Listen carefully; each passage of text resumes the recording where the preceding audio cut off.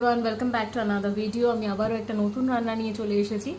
French toast বানাতে প্রথমেই আমাদের লাগছে ব্রাউন ব্রেড। এখানে আমি ব্রাউন ব্রেড নিয়েছি, আপনারা হোয়াইট ব্রেডও নিতে পারেন। ব্রাউন ব্রেড, 3টে ডিম, 3টে কাঁচা লঙ্কা কুচোনো, ছোট চামচের 1 চামচ গোলমরিচ গুঁড়ো, ছোট চামচের 1 চামচ নুন, একটা ছোট সাইজের টমেটো, 2টো ছোট সাইজের পেঁয়াজ কুচি, সবগুলি আমি কুচিয়ে নিয়েছি। এবার এটা আমি 4 থেকে 5 পিস ব্রেডের জন্য এই অ্যামাউন্টটা নিয়েছি। আপনাদের যদি ব্রেডটা বেশি হয় পিসটা 5 থেকে 6-7 পিস, সেখানে আপনারা একটা ডিম বাড়িয়ে নিতে পারেন। তো চলুন ফার্স্টে এবার ওই মিক্স করে নেব। এখানে আমি একটা ফ্ল্যাট থালা নিয়ে নিয়েছি, তাহলে আমার মিক্স করতে সুবিধে হবে। তো প্রথমে আমি একে একে ভেজিস গুলো অ্যাড করে দিচ্ছি থালাটার মধ্যে। আমি কেন ফ্ল্যাট নিয়েছি, তাহলে আমার ব্রেড গুলোকে যখন আমি ডিপ করব সেটা আমার অনেকটা ইজি হয়ে যাবে।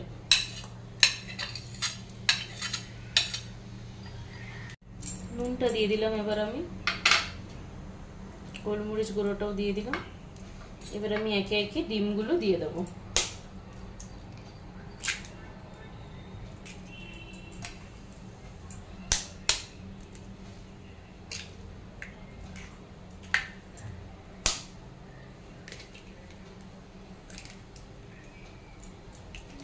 এবার এটা আমি ভালো করে মিক্স করে নেব।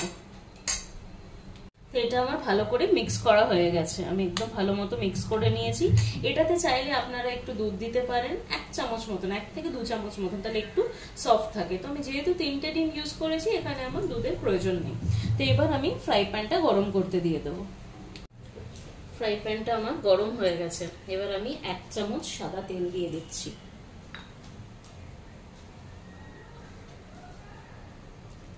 একদম অল্প একটু সাদা তেল আমি দিলাম। এবার এটা আমি ব্রাশ করে নেব।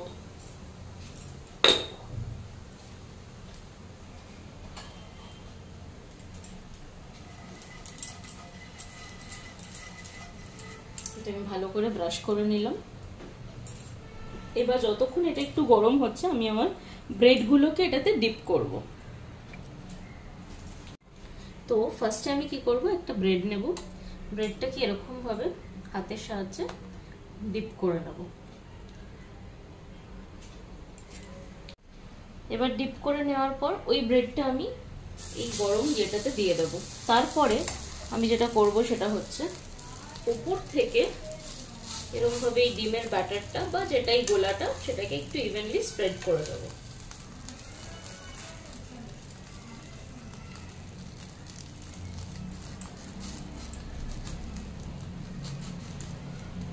তাহলে এটা একদিক হয়ে গেলে আমি তাহলে ফ্লিপ করে দেবো।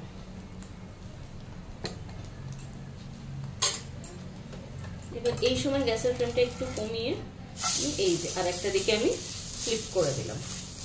এবার এই সাইডটা একটু হোক, তারপরে আমি এটাকে উঠিয়ে নেব। এরকম ভাবে জাস্ট ব্যাটার গুলোতে ডিপ করব, দিয়ে তাওয়াতে আমি দিয়ে দেব। তারপরে ওপর থেকে আমি ব্যাটারটা আস্তে আস্তে স্প্রেড করে দেবো।